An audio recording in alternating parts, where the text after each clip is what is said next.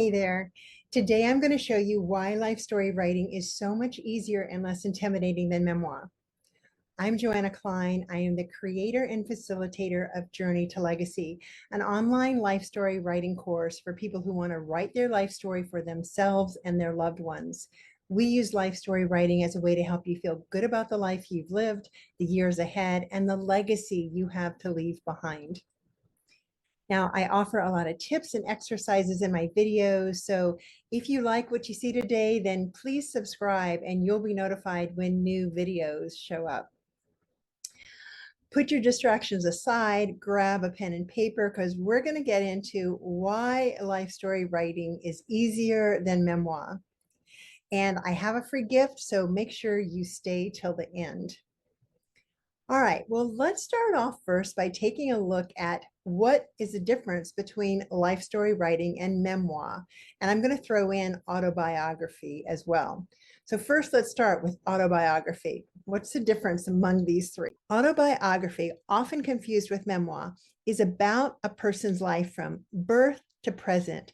It's very detailed oriented. There's a lot of fact checking. It has to be completely accurate. And it's usually about a famous person. Now, memoir is about a section of someone's life, a certain few years of their life, or a certain period of their life, or a theme that was present throughout their life. So, for example, Frank McCourt wrote Angela's Ashes. Maya Angelou wrote Why the Caged Bird Sings. And both of those memoirs are about their childhood. So those are period focused memoirs. Now, Tara Westover wrote Educated, and hers is around a theme of education and how she found freedom through the power of education and knowledge. And then Sally Fields wrote In Pieces, and that was also covered much of her life, but the theme was around her search for self-confidence and self-esteem. Now, I like to say that life story writing is for the rest of us. It's a collection of stories. They don't have to be tied together with any specific theme. It doesn't have to be any around a particular section of your life. You can find inspiration in just hearing a song or a scent or going somewhere and being reminded of something in the past or looking at pictures. When I hear the song Happy Together by the Turtles, I'm immediately transported back to 1965. I'm in the back seat with my sister, who's 5 years older than me, of our mint green Buick LeSabre, and we're going down the highway with our parents driving, and the song comes on and we're singing it together. Now, why is that significant to me? Well, my sister's no longer living. She passed away at the age of 67 in 2015, and there was a lot of differences between the two of us. We didn't have a lot in common, but that one song was a memory for me. It's like we were having fun singing that song together. So that in itself is just a story there. And then I can write a whole nother one about my giving birth or my first job. And they don't have to have any connection at all, but yet there's so many benefits that come out of the process of writing down the stories. Now, there's similar reasons why people do memoir and life story writing, and there are similar benefits that they get from them. So let me go over those, and then I'm going to go further into detail about how they are so different and why memoir can feel so much more intimidating. But first, let's look at the similar benefits and reasons for doing it. Well, first of all, a reason for doing either of them is to uncover the wisdom, the lessons, the blessings from your life experiences. There's something that's so powerful as you write down your story and you start to realize certain patterns that may have shown up in your life or things that come to mind. You start to understand things in a deeper way. You have this perspective, you have this time between the event and here you are writing it now. So it's a beautiful way to really get in touch and become more self-aware and to understand and appreciate your life in a new way. Another reason for doing either of those is for love of family. You want to share your personal history. You want to share the family history that you know, and you want to pass that on to those who follow you. And studies have shown that children who know their family story do much better. They do better in school, they do better socially, they are more resilient, they have higher levels of self-esteem, particularly when they know the oscillating story, the story of the challenges that the family went through and how they overcame them, or if they didn't overcome certain ones. But it makes people more relatable. And so children knowing their family story, knowing that life isn't always a bed of roses, feel more connected to something bigger than themselves, and they don't feel so alone when they have their own challenges. Another reason that you might want to do either memoir or life story writing is because you have an amazing story to tell, and people have been saying you've got to write your life story. So it's a fabulous way to get it down on paper. But perhaps you've tried some memoir writing courses and you've been a bit intimidated by the whole process. Well, maybe life story writing then is for you, at least a first step. Another reason people do both, either one, is to connect the dots of their life. Maybe looking back first and understanding where you've been can help you as you plan your next chapter. And then another reason to do life story writing is because it can be healing. It can be, you can make peace with the past. You can heal old wounds. You have, again, that perspective. Time has passed. And so you're able to look at things from with new wisdom, with new knowledge. And so perhaps you can see why something happened, or understand things from another perspective, or at least understand what you gained from having gone through those experiences. So those are similarities, and those are similar benefits that you can get from both. But here's where some of the big differences are. With memoir, many of the workshops that I've seen, the books that I've read, the different videos, tutorials that I've seen on memoir writing, they're very focused on how you can get the attention of readers who don't know you, or of publishers, or of agents. So they're looking at you writing, at wanting to help you write a very compelling story, one that has a story arc, that has character development, that has plot, that has a specific voice and a theme. And oftentimes people are advised when they're going to write is to plan it out first, know where it is that you're heading, and know what the beginning, middle, and end, like what that's all going to, some kind of like diagram of what it is that you're going to do. So there's a lot of pressure in writing memoir through the courses that I've seen in terms of what you have to pay attention to.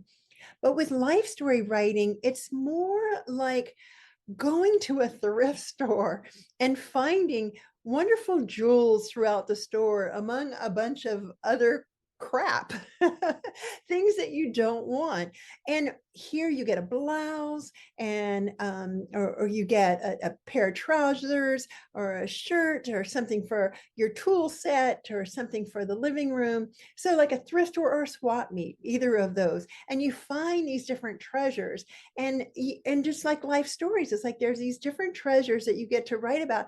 And here you go to at the thrift store, you go to the cashier, and you've got this basket full of stuff, and nothing is connected, nothing is related, and it doesn't have to be in life story writing either. So they're vignettes.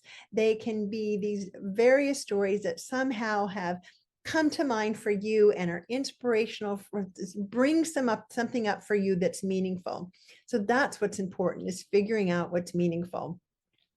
I took a quick look on some of the tutorials on memoir writing on YouTube, and things like, this focusing on scene, mastering scene, or how to write so that you can attract agents, or how structure is the backbone of memoir, or how pacing is so important, and what's the takeaway in the memoir, that how that's going to be so important for you to keep that into consideration. And again, that's to sell your book.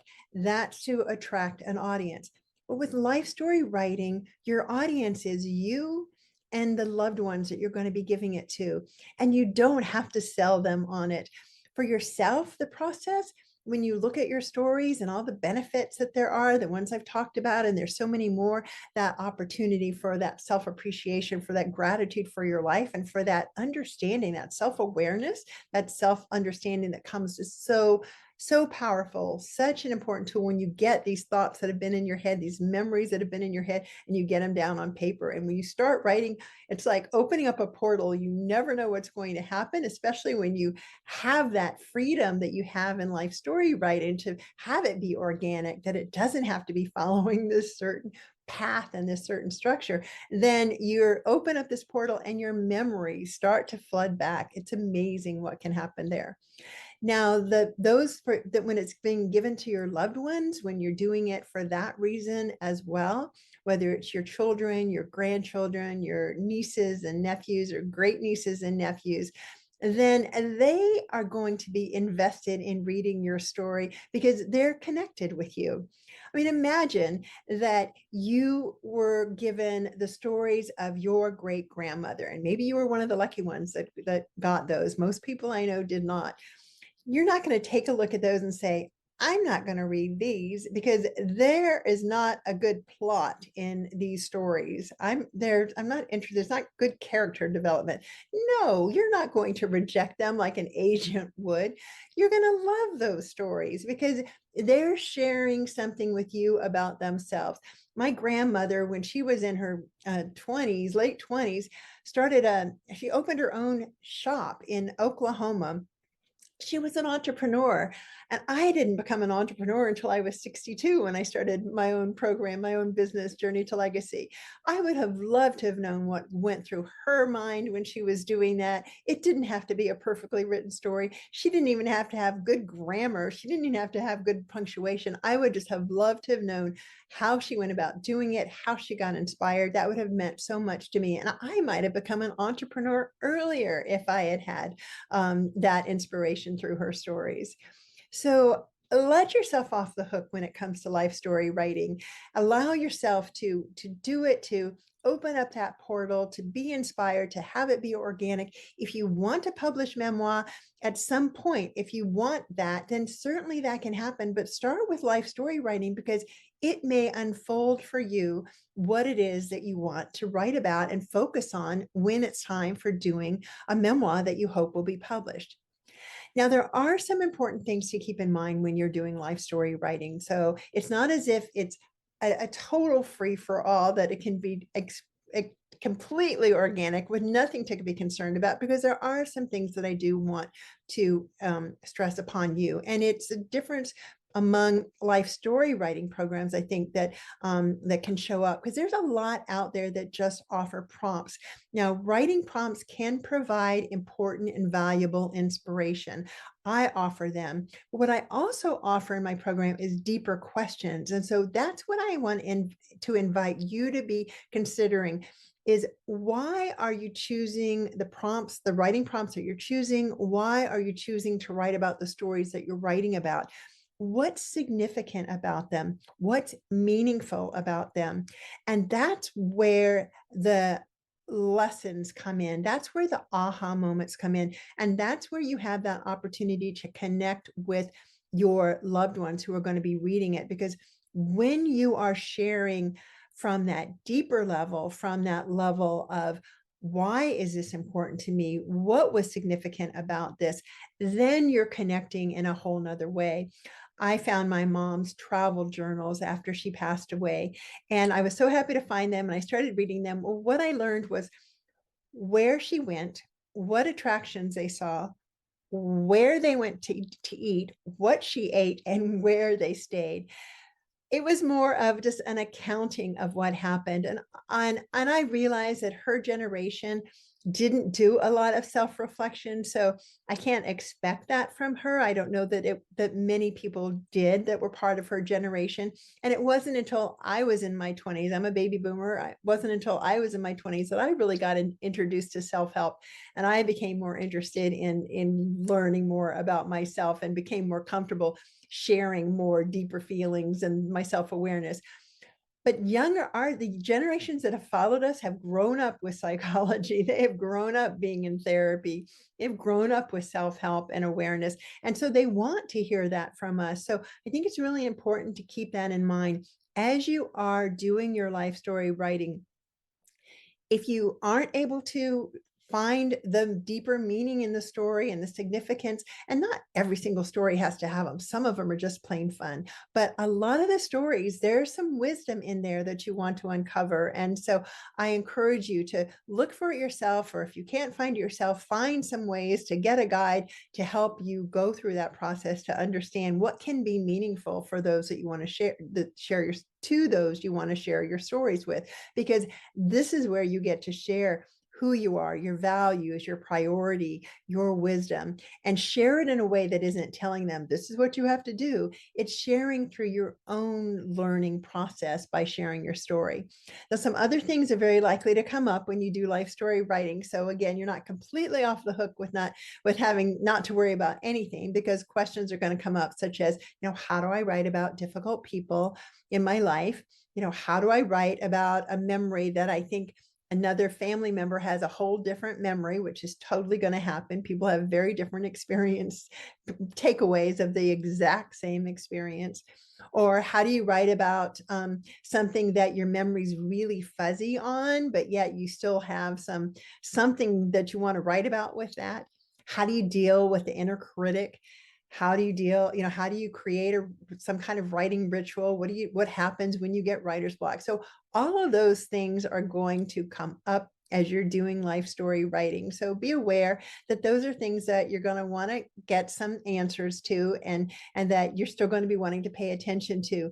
But overall, life story writing is so much easier than this process of trying to put all the pieces together for a memoir that is ultimately looking to be published. So start with life story writing and, dive in with that. I hope this has been helpful. I promised a free gift at the end, and that free gift is my guide to life story writing to help you get started. It's offered on my website, journeytolegacy.com, and it's also available in a link below here, below in this video. So thank you for joining today, and I invite you again to subscribe to my channel so you can be notified of future videos that are coming up about life story writing.